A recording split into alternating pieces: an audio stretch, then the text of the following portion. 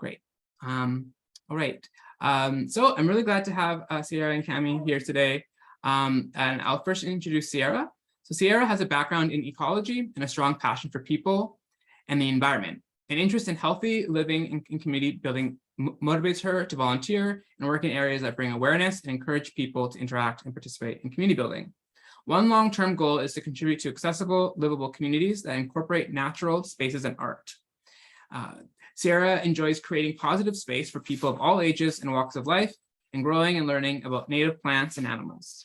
Currently, Sierre works as a program manager at Arusha, working on the Calgary Dollars program, and is co-founder and admin lead of a worker cooperative project known as the Allium, which is also really good food. And Camie Leard has spent the last 20 years steeped in the conversation of community. As a leader in the nonprofit and small business sectors, she has led community engagement and community building activities for the National Music Centre, the Better Business Bureau, and most recently as the executive director of the Crescent Heights Village BIA. She's editor of Savor Calgary magazine and a musician, visual artist, and writer. In developing the brand of Crescent Heights Village, Camie engaged stakeholders to define the community they live in, do business in, and invest in. One overarching message came back loud and clear. Crescent Heights is a diverse age, socioeconomic background, country of origin, language, religion, culture, and other demographics span every spectrum in that community. So the BIA built the brand and programming around the central tenet of you belong in Crescent Heights. So I do have I have some questions for the both of you as we shift into our roundtable. Afterwards, we will then kind of break out.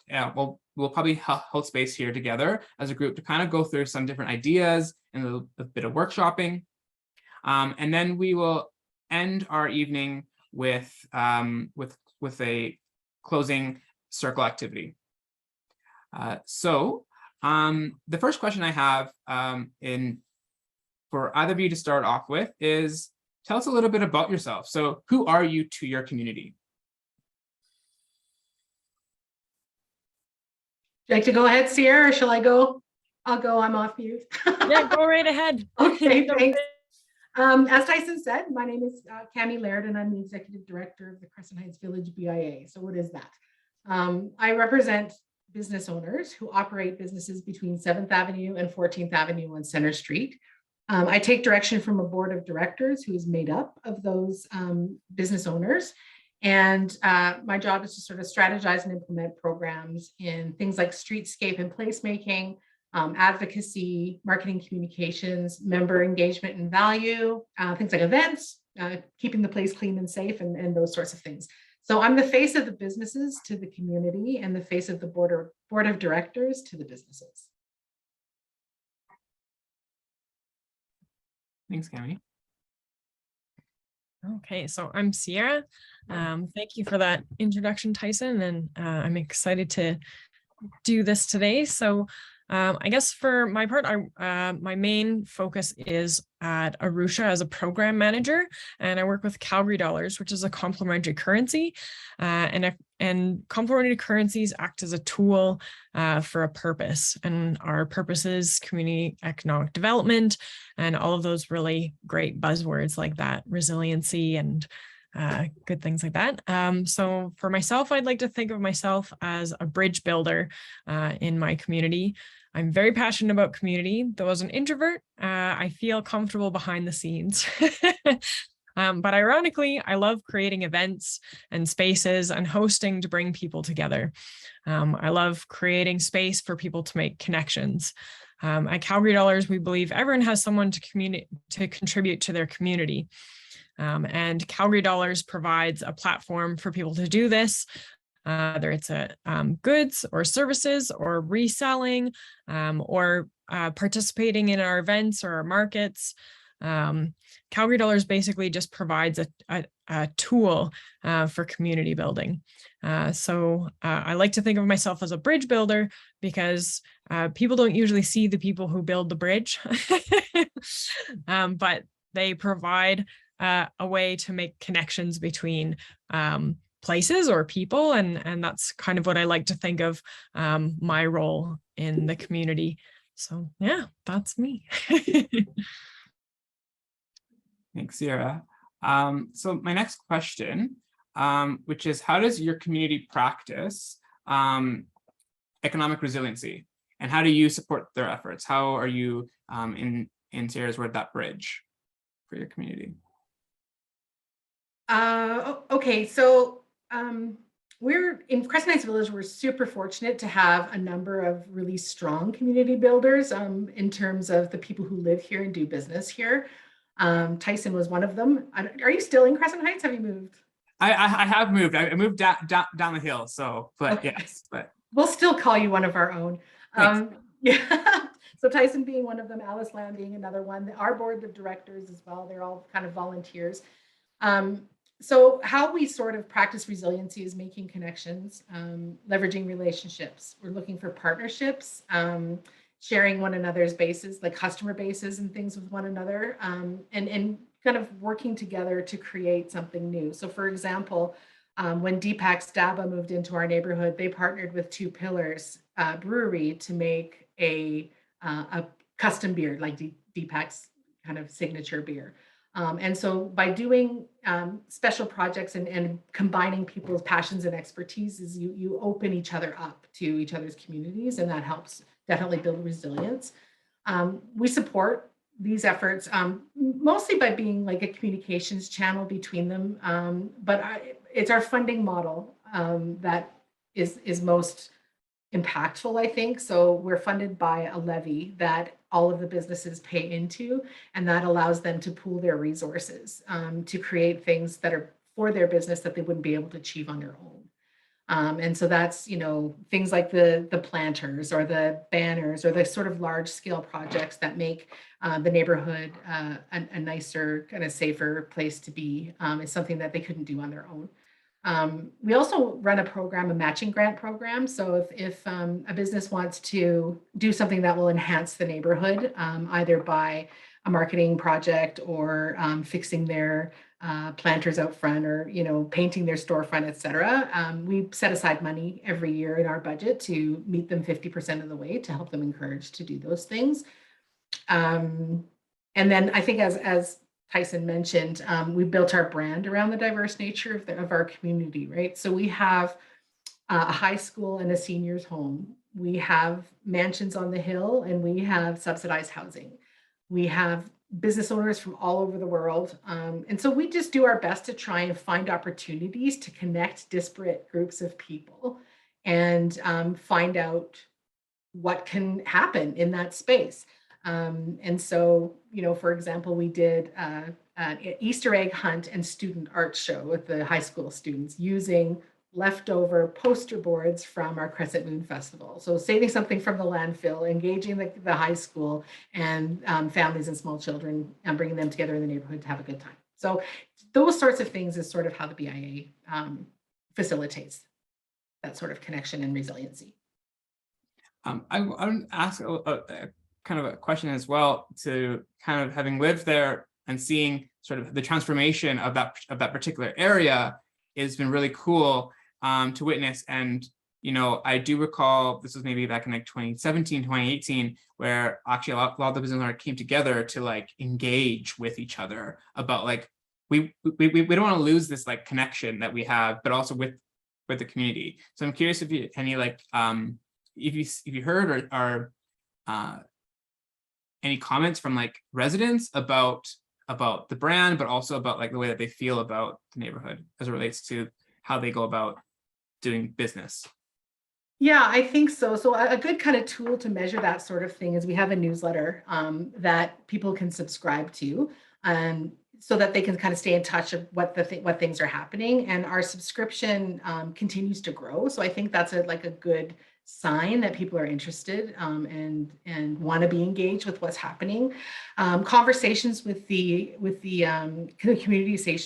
community association are ongoing, and we have a really good relationship, which isn't always the case with BIAs and community associations. So we really value that relationship and the opportunity to work together on things. An example of that would be the Crescent Moon Festival, which was started by the community association. They found themselves in a place where they couldn't carry it on and asked us to pick up the torch. And so we have done that, and we'll continue to sort of work with the community on different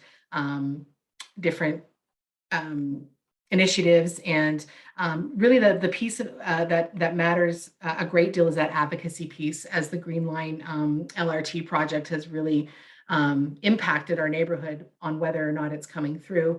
And though the community and the businesses sort of have cross purposes from time to time in things like parking, for the most part, we're all after the same thing, and having that sort of united voice has been very impactful with our conversations with the city.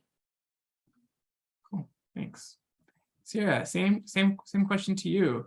How does your community practice economic resiliency, and how do you support their efforts as that bridge builder? Okay. In my community, economic resilience starts with transactions or exchange. We're a currency, so that's kind of how it starts. And one of the benefits to a digital currency is now we can use our platform to see these transactions or connections that are happening. And we're starting, well, not starting, but now we can see the results. And so we also conduct annual surveys, as well as kind of seeing the transactions that are happening. And we're starting to see some really cool correlations as we analyze the data. And with an increase in participation in Calgary Dollars, so, and that means engaging with their community, buying and selling, going to the events, things like that. With an increase in participation and increase in transactions, people are feeling better able to live within their means, and they're building relationships of trust.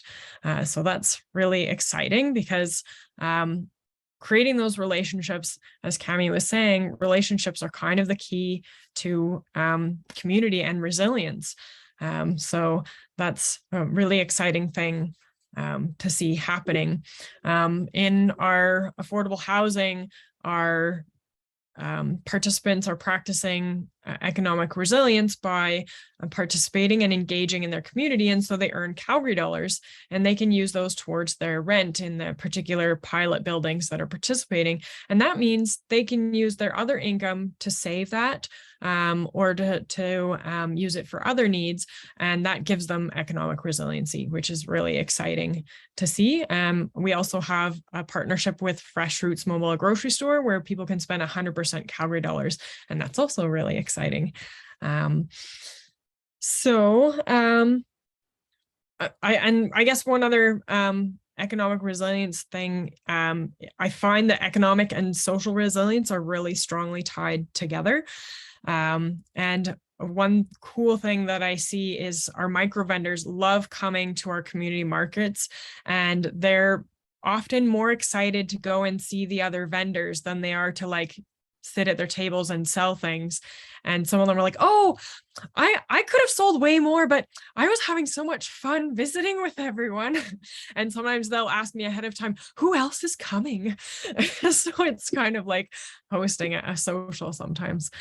And it definitely, it is. I think that that's an important role of markets and the marketplace. And I think we have lost that a little bit in our modern society. And I love that it's starting to creep back in different communities in all kinds of ways.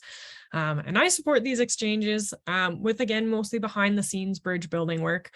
In Calgary Dollars, this often looks like organizing the community markets or working with communities to help them organize their markets, getting them started. And there's a really cool one that's just starting off in the Northeast, and they have some really cool ideas. And so I'm going to help them get started, which is really what I want, because it's meant to be a tool for people to grow and build their community. So the idea isn't for me to build their community, but it's a tool to help them build their community. So I guess I also help micro vendors get kind of started and giving them some extra tools, because often the big businesses have all of the bells and whistles and customer loyalty programs. So we have a customer loyalty program for small businesses and micro vendors. And sometimes we support it by working with affordable housing to create opportunities for the residents to engage. Other times it's tech support, either in the back end or helping participants navigate how Calgary Dollars works and how they can make it work for them and their community. Because Calgary Dollars is such an adaptable tool, it can be used for community economic development and community building in so many ways. So I get excited. And we also have a grant. Ours is the Take Action grants. And you don't need to be an official organization or be a charity or anything like that. They're grassroots granting. And it just needs to be community building, social justice or environmental based with kind of their one-time grants for kind of getting a project started. So yeah, that's. Thanks. Yeah. I'm just actually curious a little bit about, like, if I was someone who, I really appreciate what you're saying about, you know, the relationships need to be back together in the marketplace. I think that that's a really interesting idea and super important. And I'm curious if I was I wanted to kind of engage with the Calgary Dollars community, how would I start? Like, is it really saying, is it a transferring, you know, our current currency into into Calgary Dollars, or is it buying? Like, I'm just curious, how does someone start with that? Right. So we do help people get started to earn Calgary Dollars, because really, yes, it's possible to buy Calgary Dollars, but we'd really rather people didn't, because Calgary Dollars gains its value by people accepting it for goods and services. And so to earn them, it's really best if you get engaged with the community. So we believe everyone has something to contribute. So if you like to walk dogs, or you can help someone pick up groceries, or you make wooden spoons, or, you know, anything, there's, or even selling like your used goods. That's a thing that I love to do. Like people like to exchange books, all kinds of things like that. And to help people get started, we do have some rewards. So when you post your first 5 ads, you get 5 Calgary Dollars each. If you refer someone and they complete our survey and post their first ad, you get 40 Calgary Dollars for that. And to take our survey, because the surveys are important so that we can show that we are having an impact, you get 15 Calgary Dollars for doing our intake survey. So we do want to help people get started, but once you kind of get the idea, we want people to participate. And then in that way, I guess people have sort of that value of whatever the good and services. It would just say, hey, like, this is how much this is in Calgary Dollars, whatever that might look like. Is that? So it's typically like considered like 1-to-1, like 1 Calgary Dollars equals 1 Canadian dollar. There aren't some special exceptions for that.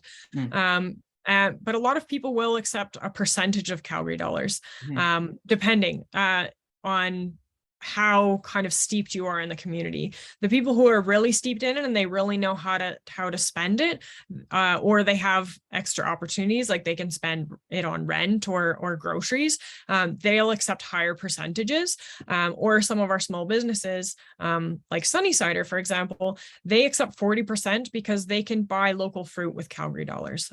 So like the more you're part of the circular economy, the higher percent you're likely to accept. Interesting. Awesome. Thanks for sharing that. So my next question, and I'll start with Camie, is what steps would you encourage toward a future economy that is more community led? And also, if folks have ideas, they can feel free to pop them into the chat. But yeah, I'm curious to know, Camie, from your experience and some of the other work that you have been a part of, what would you say would be a way to kind of encourage toward that economy that's more community-led? I think anytime you're dealing with communities, groups of people, courage, persistence, and resilience are the first thing that you need to have. The reason, I think, in my experience, the world is sort of set up in a way that keeps us nose to the grindstone, working a lot just to survive, you know, managing families, all of the things that North American culture revolves around, ensures we sure don't have a lot at the end of the day to contribute to community and things like that. So it starts to feel like a luxury to be able to spend time with your community and do things that benefit other people. And that can look like apathy over here. But when you're trying to engage people, and maybe Sherry, this is part of what's happening with engaging your businesses in Bragg Creek, is it looks like apathy, and it's not necessarily apathy. You're probably dealing with fatigue and exhaustion and stress and all of those things that just put barriers in our way. So I think the key is to reach beneath the surface and get in touch with what people are what really matters to them at the end of the day. So once we take a moment and see sort of beyond that survival, and we acknowledge the connection, we can see that what really matters to these folks when they look up from why are they doing all of this, is that connection, is that community, prosperity, family, freedom, independence, all these sorts of like heady things that we tend to put on the back burner while we're surviving life. And really tapping into those things with the human beings that you're dealing with is sort of a key, I think, when you're building a project that's based in community. So that's, having said all that, I think the first step is sort of get in touch with what you yourself are committed to. Mm-hmm. I think that's, it's not necessarily an outcome, but it's a sort of a state of being. So when I started with the BIA, my commitment was to create an economic community that works for everyone. And that's business owners, that's residents, that's unhoused neighbors, community associations, local charities, like something that doesn't exclude anyone and works for everyone. So that every decision I get to make, it comes to back to that commitment. So the outcomes could be better security or more pedestrian traffic, less homelessness, this sort of thing. But at the heart of it is that it's something that works for everybody. Yeah, go ahead. And can I add something that's I think really for those of you who've never maybe been along the stretch, is like a couple of years ago, like the bench project, for example, like that, like, and hearing you say that really is interesting. I kind of connect that to like there's about what, maybe 8 benches that are kind of along Center Street where actively, the idea of just even sitting down and taking a break have been built there to just sort of get a sense of what's kind of happening, but it's also for everyone. Yeah, totally. And if you care, you can scan a QR code and learn about a local organization that deals with diversity and inclusion, because each of those benches was partnered with an artist and one of those organizations to help share their messages. So there's levels, man. Mm-hmm.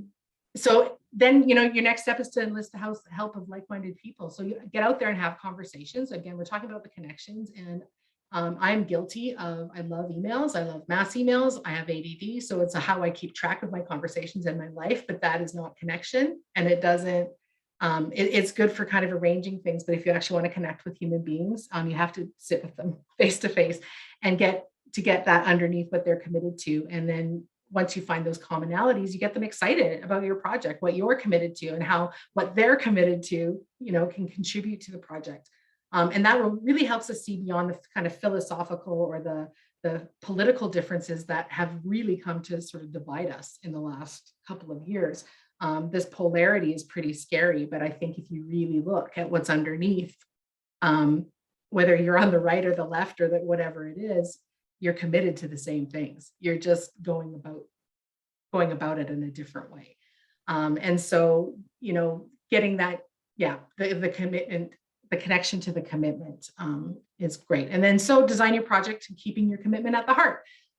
Keep focused. It's hard. It's easy to get distracted by all of the things that distract us from the things that we want to accomplish. So you need to develop sort of key messages around your project that are going to resonate with the people that you are engaging with in this community, trying to build this community with. So a small business owner may need to hear how your project will help her build a happy, prosperous family. That's her commitment. How is your project going to help her meet that commitment? And at-risk youth might want to hear how the program is going to make him feel safe and achieve his goals. And so I think in the grand scheme of things, once you build a community, you build a project, the idea is you build it till they don't need you anymore, because you're going to go on to the next great thing that you're committed to, and to leave your project having a life of its own in people that are committed to its success, because it meets a need that they have. And it's, the more people you have, the more likely that's going to happen. Partner. But like, really, that's the biggest advice I can say. Make these connections and have partnerships. And that the more you partner, the less work you have to do yourself, the more people and ideas and inspiration you have. And it's all about, like Sierra said it too, like it's all about those relationships and making the connection so that people as human beings, they're not just spending Calgary dollars, or they're not just, buying something at the store. They're supporting their neighbor. They're making the connection that can help them in other areas of their life. And then finally, so make it easy to participate. That's the other thing. Dealing with small business owners at the BIA, they do not have a lot at the end of the day. So the easier we can make it to participate, and I'll bet you any money Calgary Dollars has had the same sort of challenge, especially when it was starting up a long time ago, getting businesses on board with these sorts of things. You have to make it easy, and you have to make it so it has to appeal to whatever it is that their commitment in life is, and it has to be super easy to do until you can demonstrate the value. And then, people will come on board more easily. And then finally, I'm sorry I've gone on, but when you're dealing in community and you're dealing in projects, it takes from you, right? Like it requires a lot of energy, and it requires you being vulnerable and authentic with groups of people, which can, it takes from you, and you're not always rewarded immediately for that. So my final piece of advice for anybody taking something like this on would be just to make sure that you're taking care of yourself. Know what you're capable of, know what you're not capable of, set boundaries, set up systems to protect your own mental health, so that you can continue to work what you're committed to. Thanks, Camie, for all of that. I like so many of those steps. And I think something that I've seen in other, I think there's maybe a dozen or so other BIAs in the city here of Calgary. And it's been really interesting to see, I think, your influence, honestly, in other people's ways of sharing about what that sense of belonging and those connections there. So you're doing really great work. That's nice to hear. Thank you for saying that, Tyson. Yeah, I've definitely seen it for sure. Thanks. So that was amazing. That was absolutely amazing and completely foundational. I think everything Camie says is really, really essential. The things that I'm going to say can't happen without everything that Camie just said. Like it's absolutely essential, foundational. But like for like the projects like that, I think you can start to take on to encourage people to move towards a future economy that's community led. I really love resource sharing. Things like tool sharing projects, lending libraries, vehicle sharing, space sharing, for like businesses, for housing, for communities. And that has to be reinvented a little bit, because the community associations aren't functioning the way they used to. And part of it is that because we've lost that community connection, I think. Part of it is people aren't just looking to their local geography for their community anymore. You can find community anywhere in the city, so you don't have to just be in your geographic location. But I do think that geography is also important, but you don't necessarily have to focus on your neighborhood to start a project like a resource sharing project or a repair cafe. I think that's another really big one for community-led economic independence, kind of decoupling a little bit from the big machine and helping each other maintain things and repair things and keep things longer and things that we can use over and over and share and things like that. Circular economy. I really think that's a big way to move us towards community-led, because if you're supporting your local businesses, your micro vendors, your makers, your neighbors, then you're really starting to bring resilience to your community, because when you are spending your time and your money locally, it kind of has a multiplier effect. So more happens than if you send it away to some corporation, whether it's your time or your money. or your talent or whatever it is. It makes a much bigger difference in your local area. So I would say you start buying and trading and gifting with your neighbors and in your communities. And as my mini plug, like Calgary Dollars is a tool to help create and encourage circular economy, but there's so many other ways. So yeah. Thanks, Sierra. And I'm curious, Hannah had a question in the chat. I believe it was maybe put towards Camie, but I'm curious for both of you to this question. How did you get kind of into on this path of community, your journey into community? What to her words, like what drew you in?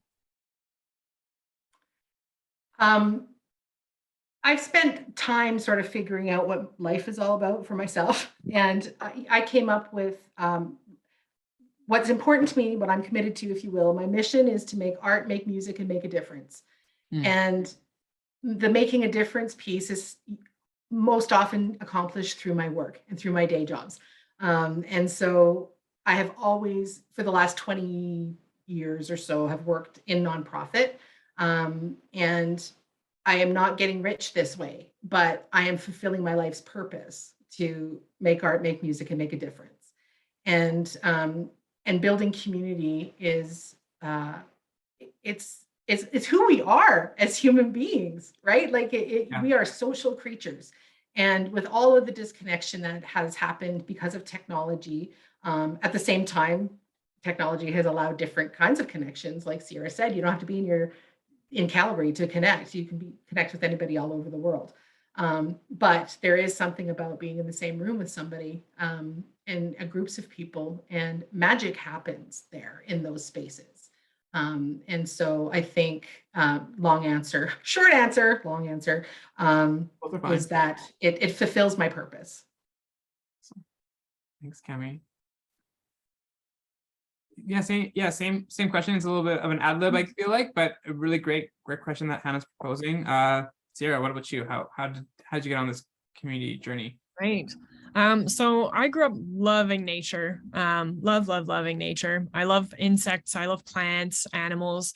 And as I learned more about it, I discovered our impact that we are having on the environment. And as I learned more and more, and I got to university and I took conservation, I really, and part of me already kind of was starting to see this, but they really drove home that, like, you can't do conservation without bringing people along. So without people, there's not going to be protecting the environment. And really, without protecting the environment, you're not going to have a very fulfilling life for people either. We need the environment, and we need people to be living just equitable lives in order to care about the environment and to be able to be in a position to do something about it. And as I got involved and volunteered more, I really felt and became passionate in the belief that community is key to solving all of our problems, connecting with people. And even though I'm kind of an introvert and it can be really draining in some ways, it's still like being here and being in with a group of people and listening to people and the things that they're doing. It's very uplifting because community is key. So that's why I'm here. Thanks, Sierra. Wow.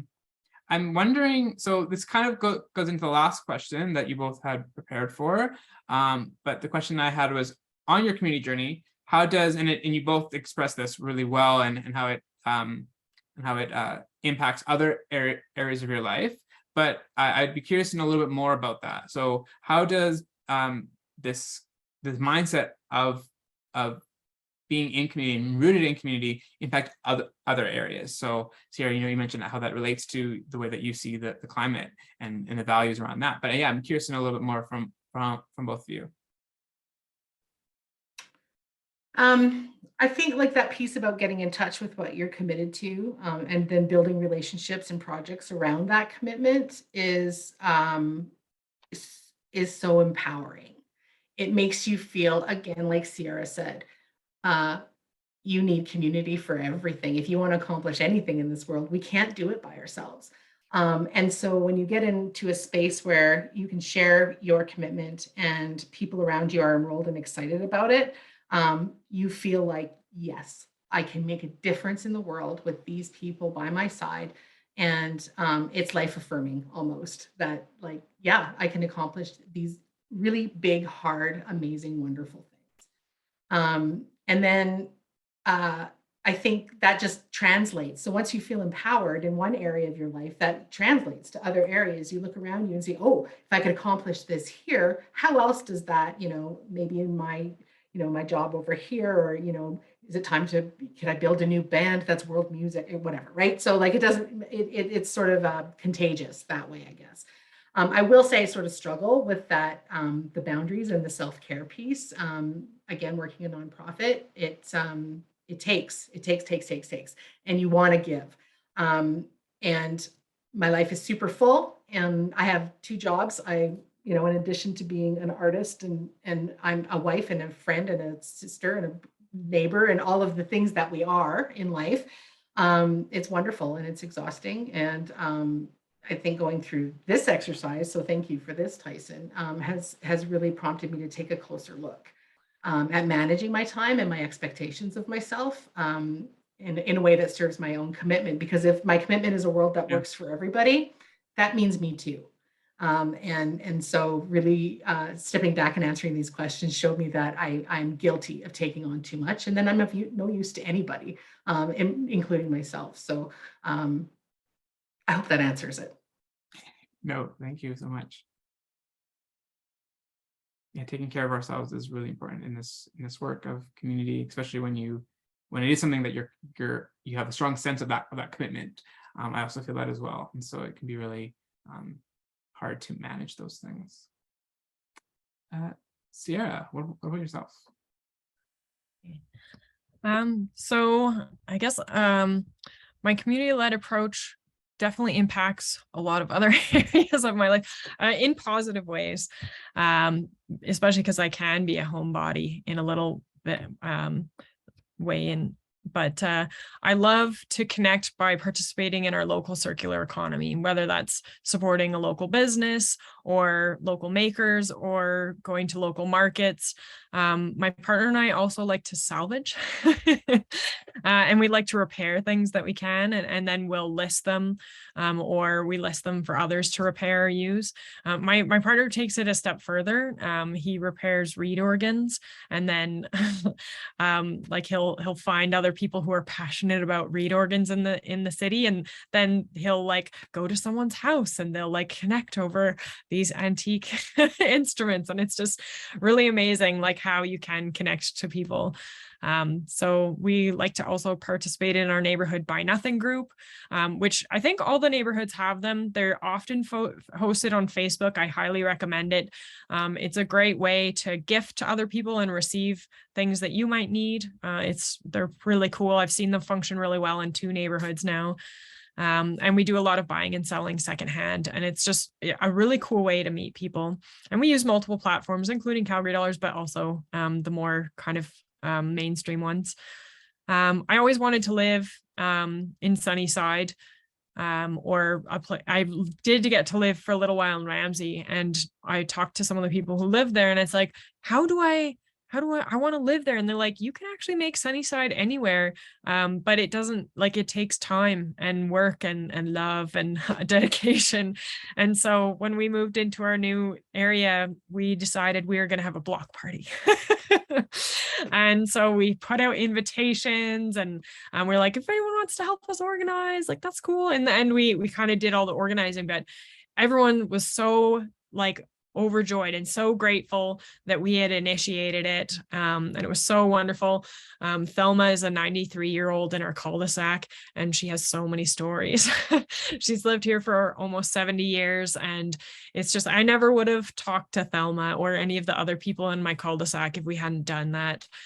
So I think that, the community led is like, sometimes you have to remember to lead in your own like community too, because sometimes it's easy to look at other communities and be like, oh, why can't that just be here? Why can't I live in Portland, Oregon? And But that's why I'm also a big fan of placemaking. Tyson was talking about that earlier. And I think it's such a great way to start, even if it's like the little free libraries. I love to refill them. I think that's really awesome.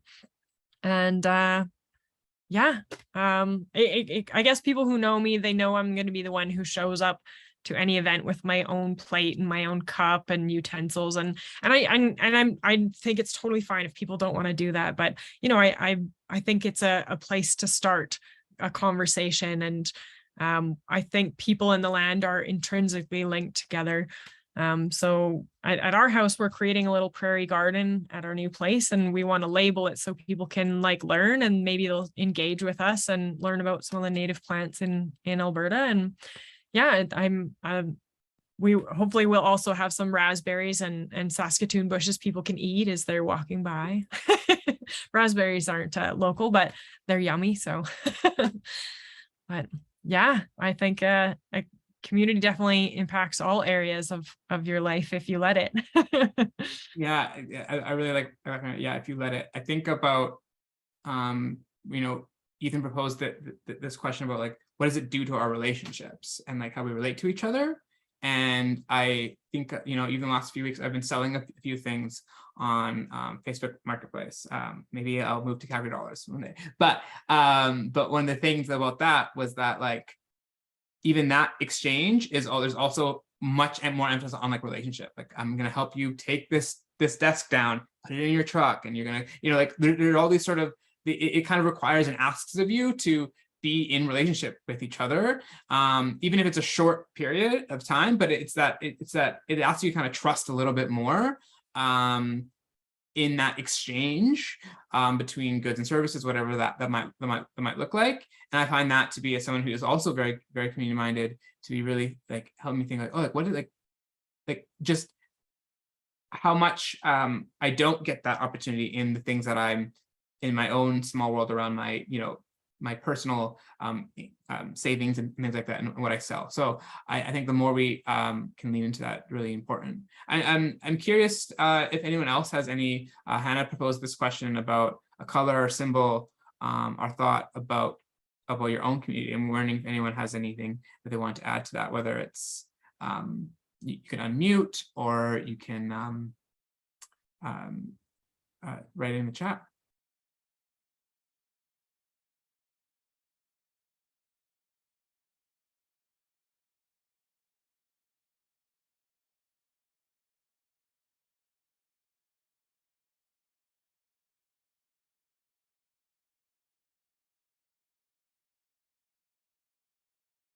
I know for me, I often think about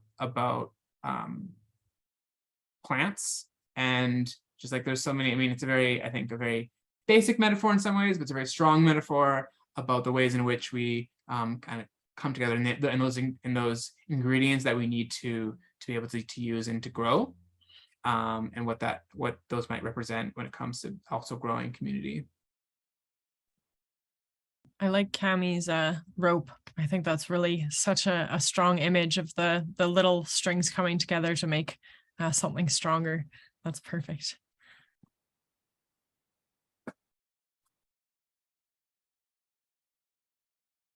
Well, because we are a small group, we wanted to sort of workshop a few ideas, and we'd love, Camie, if you have any also your own ideas and your own experiences that you want to share. But Ethan and Hannah and I created just a little like short fictional community that we wanted to share with folks, and think about us as a group of people who are going to help them create and generate new ideas, our thoughts about ways in which they might be able to create a more economically resilient neighborhood and community. So I'll share that with us now, the different features of that. But I'd love to kind of hear different people's thoughts about what that might look like, if it relates to something that's happening in your own community or your own experiences. And then we'll just create a few notes about what that looks like. But we'll do this all together as we are here in the same room with so few of us. So I'm just going to share my screen.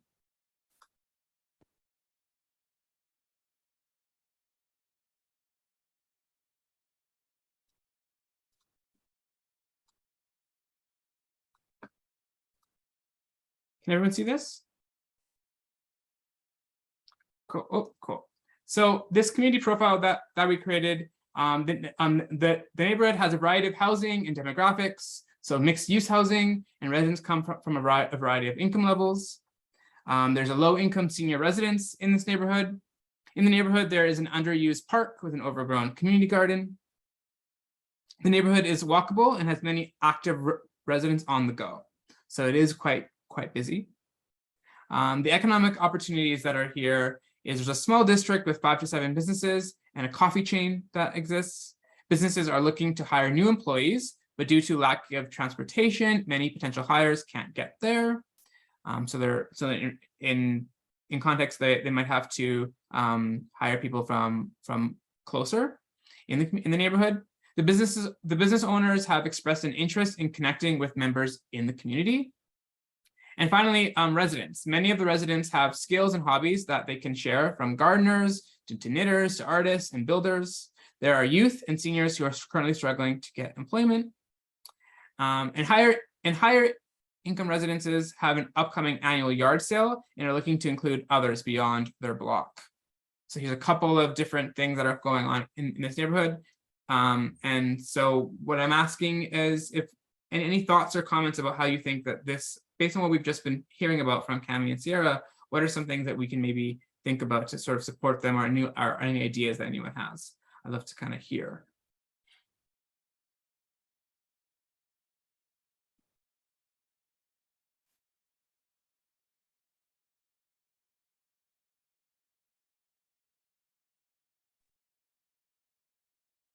Oh, Vanessa, yeah, we can't seem to hear you, Vanessa, so.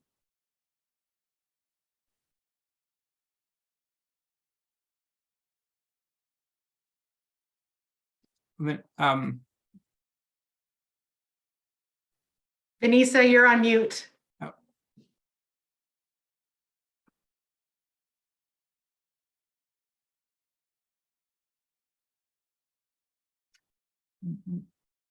We still are not able to. Was having audio issues earlier, so it seems like they might still be happening. Sorry.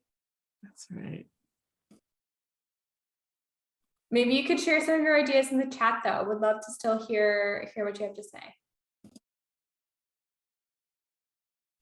I think Sierra's garden is a given, obviously, for this neighborhood, considering there's one that's overgrown and already existing. And let's feed some people while we're at it, hey? Yeah. The other thing that kind of came to mind, especially when you have so the yard sale, I think, is a great way to get resources from one socioeconomic level to another one in an accessible way. I think there's also like a tool lending library. Like if we talk about the mini libraries of books and things like that, if there was a way that John can list, I have a chainsaw and a rototiller, and then Jane can say, you know, I have these hedge clippers, and, you know, so that we borrow from one another instead of everybody buying a rototiller on the block. Why would you want to do that? Right. So yeah, maybe something like that would be cool there. I'd love to start some kind of transportation sharing in this community and help some of those seniors and youth get to the potential jobs that are in their community. I don't have the brain power to process all this information and come up with ideas relative to this example specifically. But I'm loving what's been shared already. And I've been also wondering, like, we've talked about like yard sales and sharing tools and things like that. And it also had me wondering, like, what if we also, like, in addition to all of that, like also had a day of like, kind of like a skill share day where it's not kind of like over time, and like that commitment in itself could be like, oh, like, I don't mind if people use my vacuum, but like to have to monitor over time, I don't want to do. But if you kind of pick like one day a year, one day a month, where it's like, today is like the Skillshare day, and like if you need help with weeding, or if you want to learn how to do like how to paint your fence, or to like make a thing for your door, or whatever it is, but like having something like that in a public space like the park, where people could actually go out and share those skills and start to build those relationships. And then maybe that also becomes a little easier to connect outside of that, because sometimes it can be intimidating to reach out to somebody we don't know yet and start that relationship if it's sort of just posted somewhere. So maybe something that's like a bit more crafty could also be built into that. There's a resource piece too when it comes to things like, I mean, your organization is funded by the Calgary Foundation, and they have micro grants for all sorts of things like what you're talking about. And the city of Calgary, like Neighbor Day, for example, is almost something like you're talking about, Amanda. It only happens once a year, which probably isn't, but there's resources available that, they'll allow you to close your block off for free and things like that day. And so even just having a list of resources, which I'm going to bring up, the name is escaping me right now, but there's an organization in Calgary that is forming right now, and their whole raison d'etre is to have all of these resources for community building and communities in one place. So research from all over the world and what other communities have done and this sort of thing. So once I remember what that is, I'm going to go back in my emails, as I mentioned before, so I can get the name, and I will share that with Tyson. But that's going to be a pretty great thing when it's launched. Mm-hmm.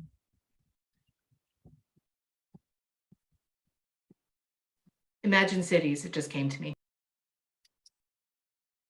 Thanks.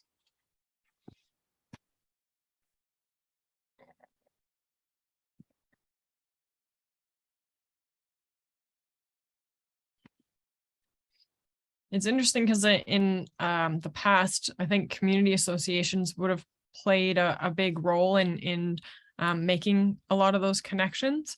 And in some communities, that's still happening, like Sunnyside, Hillhurst, Ramsey, Inglewood, and a couple others in Calgary. But in a lot of other communities, they don't have that history, and they don't have those facilitators, really. And there's so many pieces within that where people can connect and then start to help do those things. I guess actually before community associations, there were churches where that would happen, and religion aside, but they actually played a really important role in connecting people. So we're kind of inventing a new way to bring people together so that we can, if you're not meeting people, I think if everyone in the community looked at that description, they'd be like, oh, together we can solve some of these problems together. But there's not like a big descriptive board for each community that shows them. Everyone can walk up together and be like, oh, well, I have I'm free on Tuesdays, and I can drive people for a really affordable thing, or we can car share. And I think it's really exciting that we're getting into this intentional practice of community building and solving problems for communities.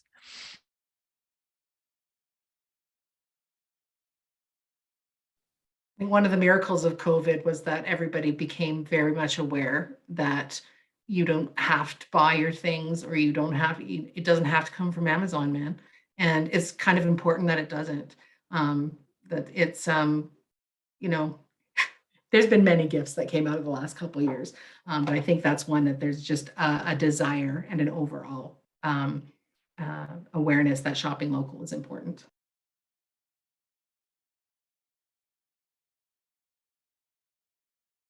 I'm curious, actually, and I mean, we talking about the community profile. We talk a lot about like that shopping local. I'm curious, both of you have extensive knowledge in this, but I think sometimes people don't really know what that actually means and should look like. I'm curious if there's any couple of things that you have as suggestions to help people like know what that is, because sometimes I'm curious to know if you have any thoughts about that. For us, I think what became super apparent early on is the things like Skip the Dishes or DoorDash, for example. So If you're a restaurant and suddenly you have to close your doors and your only outlet or way to get food to your customers is through DoorDash or Skip the Dishes, they take 30%, which is all of their margin pretty much. Right. And so basically they're just giving stuff away for free to keep their doors open. And you know, that became a bit of a story, I think, too. So what shopping local looks like is instead of calling Skip the Dishes, call the restaurant and walk a couple blocks to go pick it up, right? It's something, and it does require that sacrifice. So when we were talking about, when I was talking about getting underneath people's survival mode, I think most people will do it if they know how, and they know that it's just, so this is the sacrifice I need to make, i.e. I'm gonna have to wait one more day for my thing. If I order it from Amazon, it comes tomorrow. If I buy it from John down the street, I can have it Saturday, right? Like it, just being aware, and the Amazons and the Skip the Dishes of the world have the advertising dollars to make sure that they are always front and center in our minds. And so shopping local means you have to dig a little deeper sometimes, and you have to just like go out and see and ask questions, man. Like if you're walking past a business and you have no idea what they do in there, pop in and ask. Which, in places like Crescent Heights can be interesting. There's often a language barrier, but I encourage you to do it anyway because you'll meet some awesome people. And I find it so interesting in Calgary because there is a bit of a challenge for people understanding what is a local business. What does that mean? When we were working with the city, sometimes what their idea of local was different from what our idea of local was. And kind of one of the things that we kind of say is like, if they are completely unwilling to accept Calgary dollars, is that because they don't understand it and they have barriers? Or is it because, they aren't a Calgary business? Like, and I mean, there's lots of Calgary businesses that are local and don't accept Calgary dollars. I'm not saying that's your only metric, but they're like, for example, Starbucks is never going to accept Calgary dollars. Walmart is never going to accept Calgary dollars. So you can be pretty sure that, like, if you kind of think in that way, you can kind of start to get the idea of like, what businesses are likely to accept a local currency, not Calgary dollars, but just in that kind of idea is like, then you start to work on like the kind of critical thinking. But yeah, if you're like, yeah, but I still don't know, then yeah, do what Camie says, like ask them, be like, so who runs this business?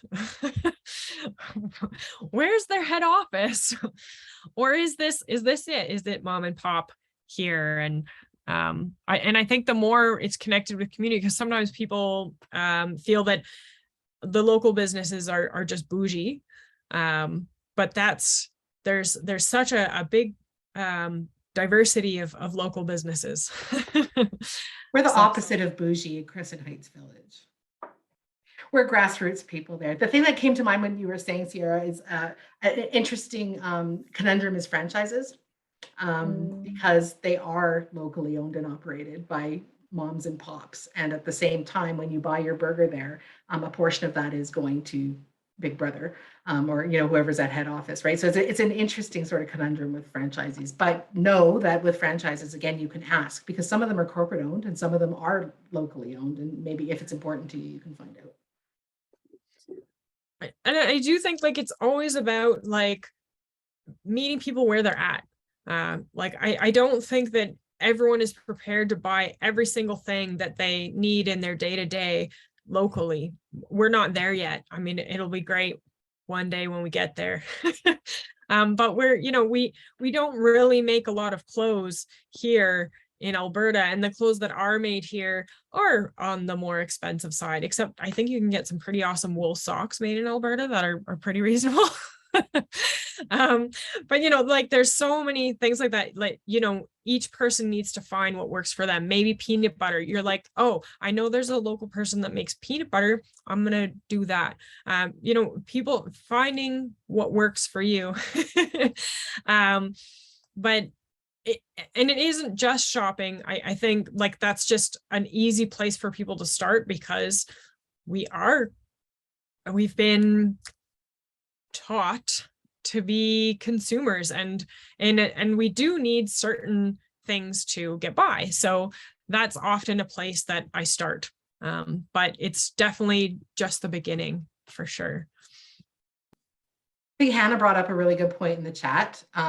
Be a community hero.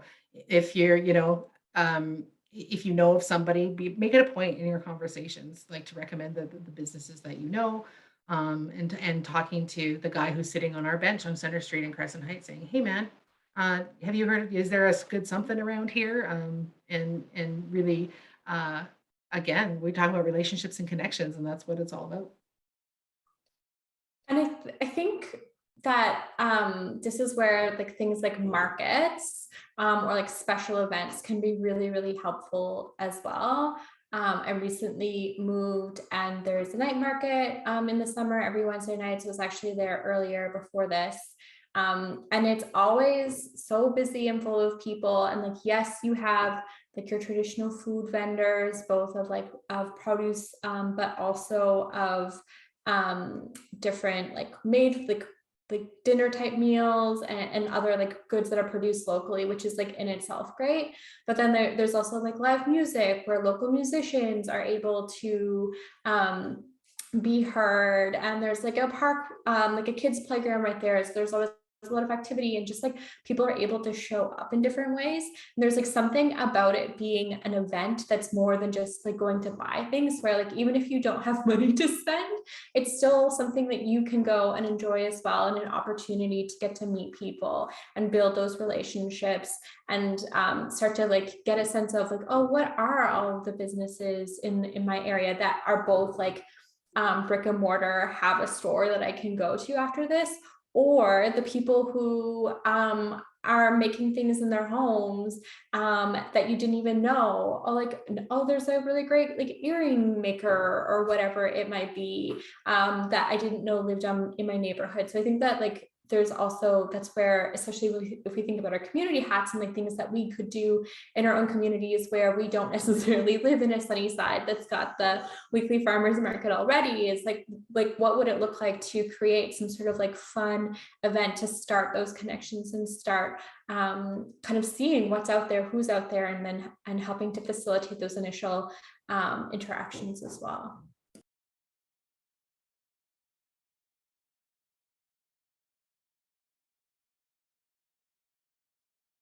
I was just going to type this in, but I'll say it out loud. When we were talking about reconciliation, something came to mind in that I belong, for example, to a group on Facebook that's basically Indigenous women makers, and they make art, they make jewelry and things like that. And so you can find community again in other places besides your neighborhood. And when it comes to buying things like beadwork or mucklucks or whatever it is, make sure that it's coming from somebody who's Indigenous. Those sorts of things, do your homework, and that's important as well. I'm curious if anyone has any questions for either Camie or Sierre or to the group that you want to kind of learn a little bit more about their work, or yeah, and they've really shared a lot about who they are as well, and we appreciate that. So I'm curious to know if anyone has any questions, as we have about 10 minutes left.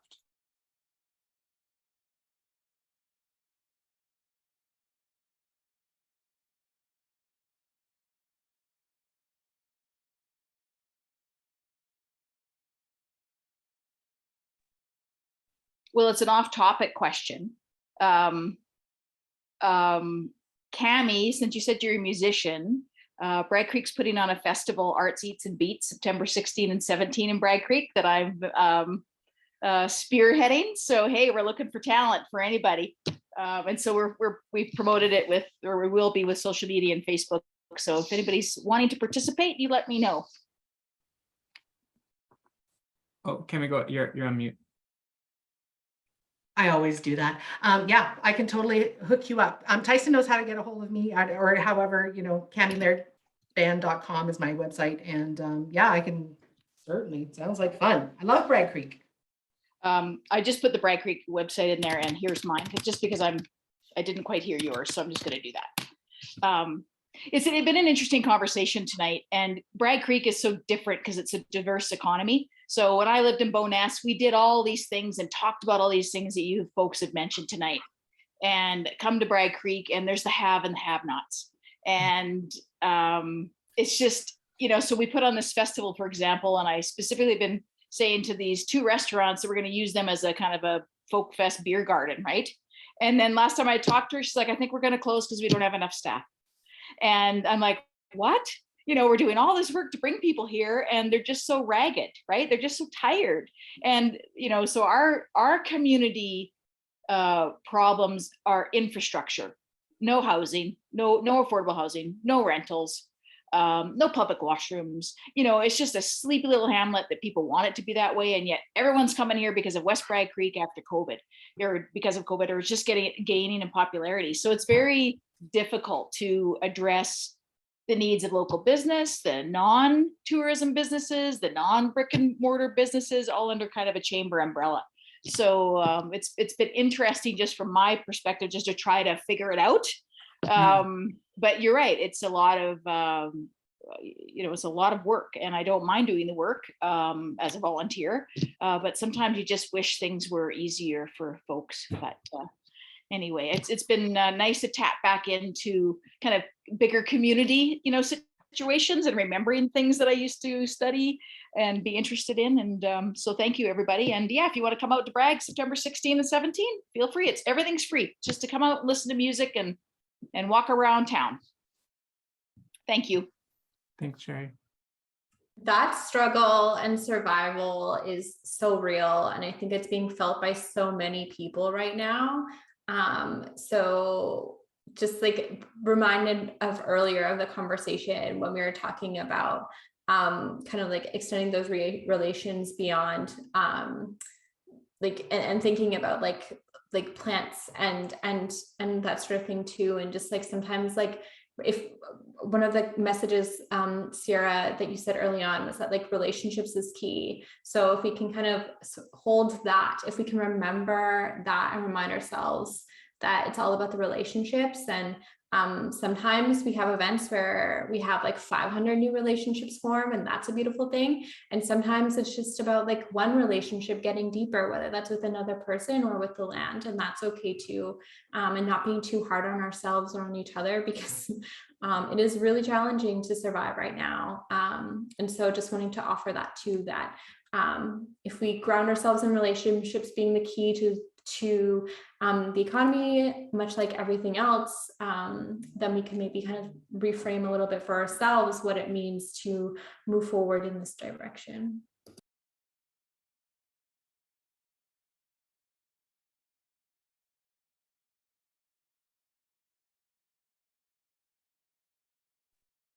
Something I've found interesting is there's a big difference in people's energy levels, and like, you know, some of the people I work with have really high energy levels, and they're great community builders.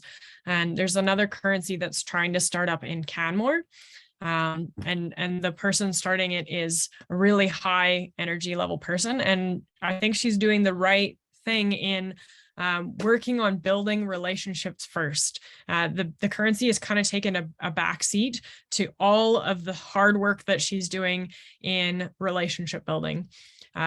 She's hosted so many events. I don't know how she has the energy for it, but workshops and events and just on and on and on and on, and just keep going and going. And I'm like, I don't know how you're doing this.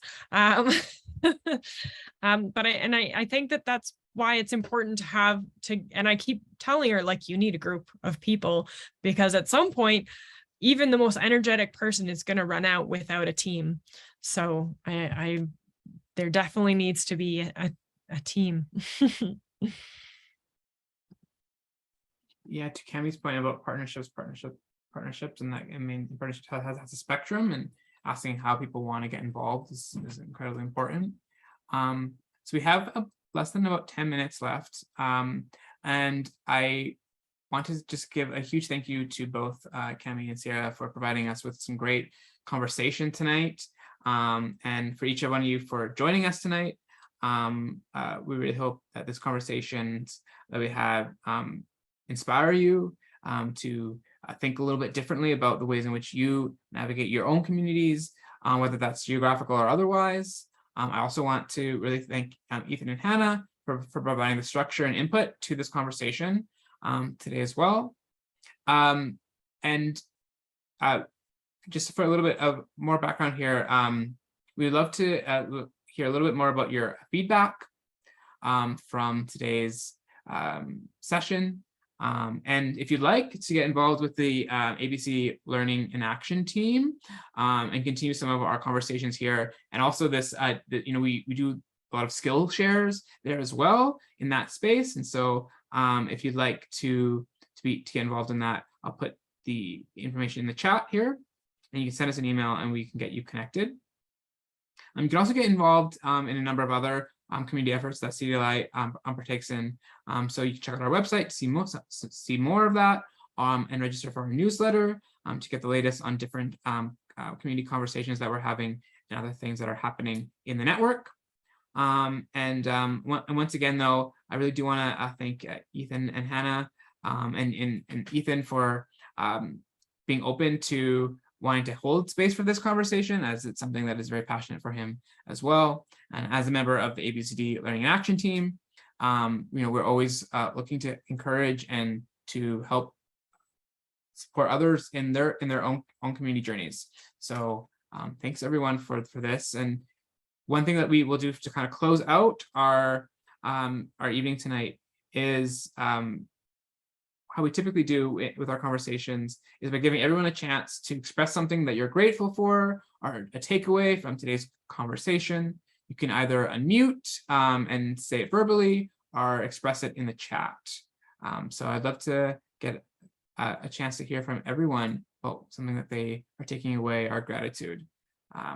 And here's just a couple of the links that I mentioned that if you're able to go through it. Go through that on your own time. Here they are.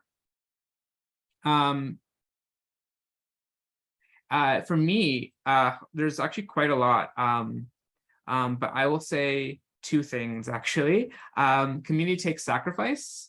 It's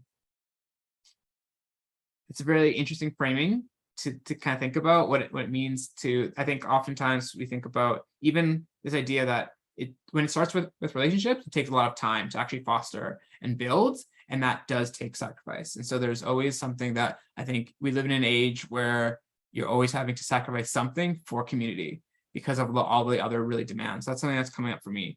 And Sierre, I really just appreciate the critical lens you have, and also even thinking about would they take Calgary Dollars? As a way to kind of gauge that for me is a question I sometimes have, and I mean, and that's maybe even a great way to start a conversation too, right? About what that might look like for business, especially the ones that I frequent often. Yeah, those are a couple of my takeaways. I'd love to hear from other folks.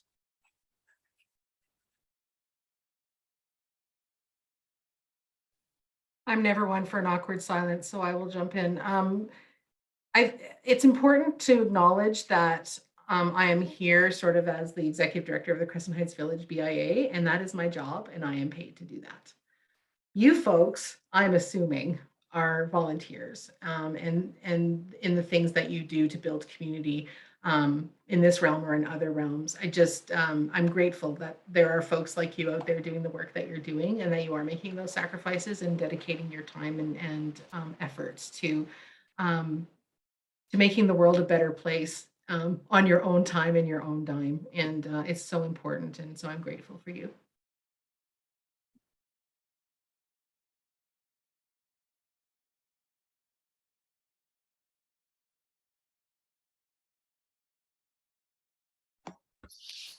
I'll jump in.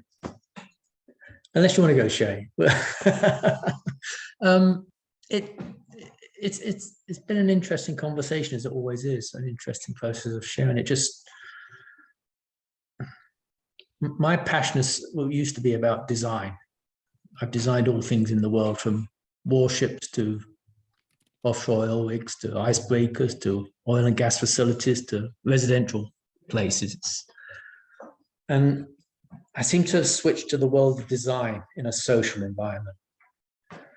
And the ironic thing is, there really isn't much of a difference, besides the fact that we're social and the narrative provides a greater range of opportunity and uncertainty, and it's more complicated. Design isn't, I want to build a ship, this is how long it is, and let's get on and do it. It's ongoing. So what this conversation has reaffirmed to me is a couple of ingredients. Invitation comes to mind. Courage to step into a conversation comes to mind. And I think fundamentally why I turn up, to create opportunity, or to stretch it out a bit, to create awareness, choice, and opportunity. This is what we need to start doing. And with the whole thing with COVID right now, from my experience, there's a lot of fear and uncertainty in the communities right now. It's done a lot of harm, and we're still not out of it. We still don't know where we're going. So we have to hold it very lightly and treat people very delicately. Thank you.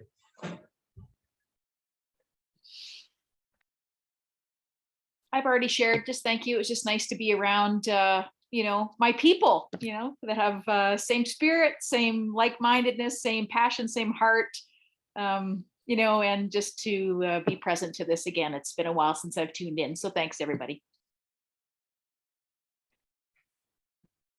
I'll jump in and second that. I am very grateful for the energy that I get from these events. Because of my introvertedness, I'm always very nervous and be like, oh, what was it gonna be? People, and it's gonna be so draining. But then when I come here, I'm like, oh, actually community, it does take a little work and a little bit for someone like me who's an introvert, a little more of a like push, but once you do that, it's so worth it. So I'm very grateful to all of you for being here, and Camie, I'm so excited to discover you and your work in the world, and everyone else too, the little bits that I've learned from you. It's absolutely wonderful. Thank you so much.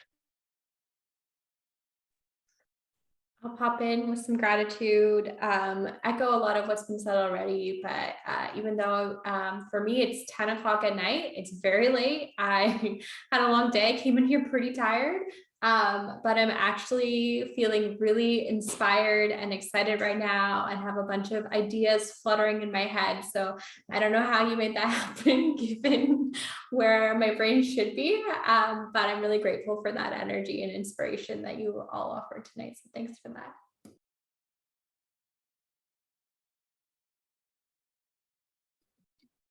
Well, Ethan, you started this, and I feel like you're the one to end it. So if you have any gratitude or anything like that, I would love to hear it.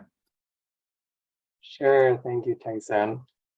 I'm feeling really grateful to just see how this conversation has unfolded, especially like going through the whole like coming up with the idea and planning it with Hannah and Tyson. It's really rewarding to see this conversation come to life.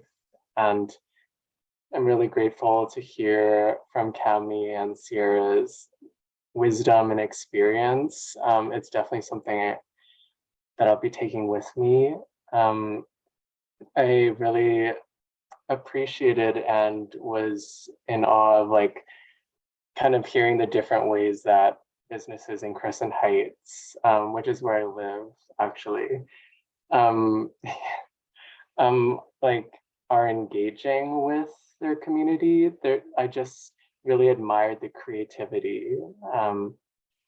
And a specific takeaway that really resonated with me that you said, Camie, is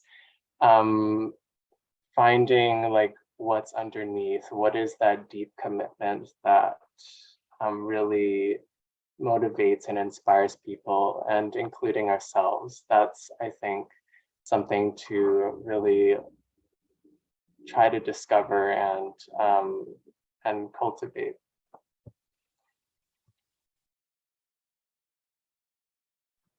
Thank you, Ethan, and thank you everyone for accepting the invitation to come today and to dialogue and to learn.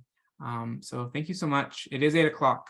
Well, 8 o'clock here anyway. And so we appreciate everyone's participation today, and looking forward to the next one, and stay in touch. Thanks, everyone. Thank you.